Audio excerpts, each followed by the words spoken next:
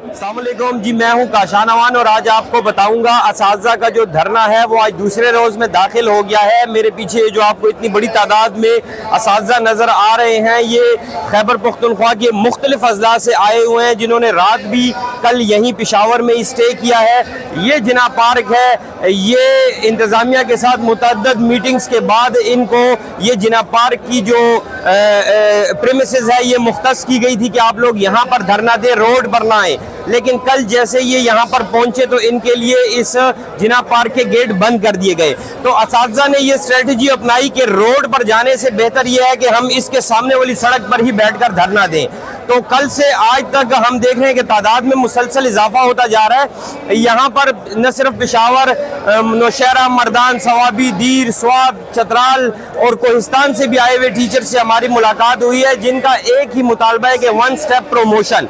जो बुनियादी इनका स्केल है, बेसिक स्केल में जब प्राइमरी टीचर इंडक्ट होता है तो उसका 12 होता है। इनका ये मुतालबा है कि इसको 14 किया जाए, जो कि 2022 में खैबर पख्तूनख्वा की पीटीआई की ही जो बरसर इक़्तिदार हुकूमत थी, शाहराम खान तरकई उस टाइम पर वज़ीरे तालीम थे, उन्होंने ये चीज़ मानी थी और खैबर पख्तूनख्वा की जो काबीना है उन्होंने इसका अप्रूवल भी दिया था, जिसके बाद अब सिर्फ नोटिफिकेशन होना है। तो तकरीबन 2 साल का टाइम गुजर गया है जिसमें ये टाल मटोल जारी है। इन्होंने मुतअद्दिद बार धरने भी दिए हैं, रिबन लगाकर, स्याह पट्टियाँ बांधकर भी एहतजाज किया है। पेशावर प्रेस क्लब के बाहर भी ये लोग जमा हुए हैं, मुख्तलिफ किस्म की स्ट्राइक्स इन्होंने की है, लेकिन इनका मामला हल नहीं हो रहा।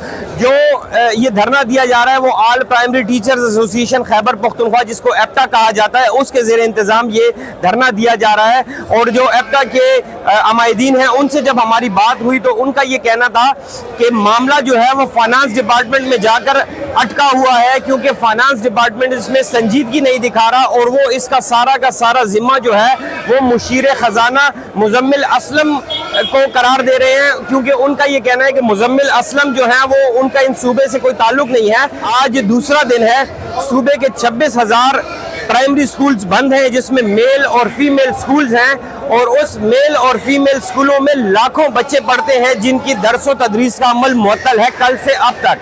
और बेहिसी अगर मैं कहूँ इसको तो बेजान ही होगा। हुकूमत की ये देखें कि वज़ीरे तालीम जो हैं वो जाते हैं, स्पोर्ट्स गाला का इफ्तिताह तो करते हैं, इंटर स्पोर्ट्स गाला जो स्कूलों के दरमियान मैचेस के मुकाबले होते हैं, मुख्तलिफ किस्म की स्पोर्ट्स, लेकिन जो मेमारान कौम यहाँ पर रोडों पर बैठे हुए हैं उनकी तरफ कोई नहीं आ रहा, ना कोई उनकी दादरसी कर रहा है, ना उनको कोई ये कह रहा है कि आपका मुतालबा है क्या।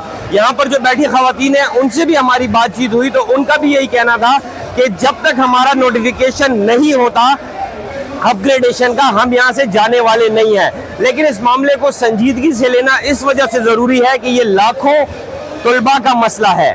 खैबर पख्तूनख्वा जो सूबा है वो और बलूचिस्तान अगर आप देखें तो यहाँ पर वैसे भी बदअमनी बहुत ज़्यादा है, और तालीम के ज़रिए ही हमने इस बदअमनी पर और इस दहशतगर्दी पर काबू पाना है। हमने अपने बच्चों को तालीम की तरफ लेकर आना है। सूबाई हुकूमत की प्रायोरिटीज़ में है तालीम। वो कहते हैं कि जो आउट ऑफ स्कूल चिल्ड्रंस है, 47 लाख का एक बहुत बड़ा फिगर है जो सूबे में आउट ऑफ स्कूल बच्चे हैं। तो हुकूमत वक्तन फवक्तन उनको स्कूलों में लाने के लिए इनरोलमेंट कैंपेन भी लॉन्च करती है। इसके साथ साथ उन्होंने इवनिंग शिफ्ट भी लॉन्च की हुई है।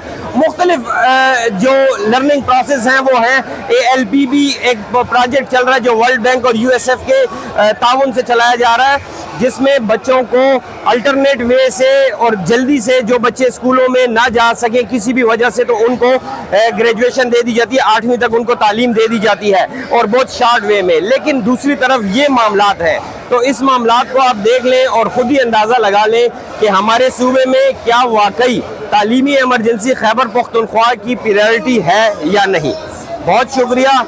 ये था आज का टॉपिक। मेरे साथ रहिए, कल फिर किसी अहम टॉपिक के साथ हाजिर होऊंगा।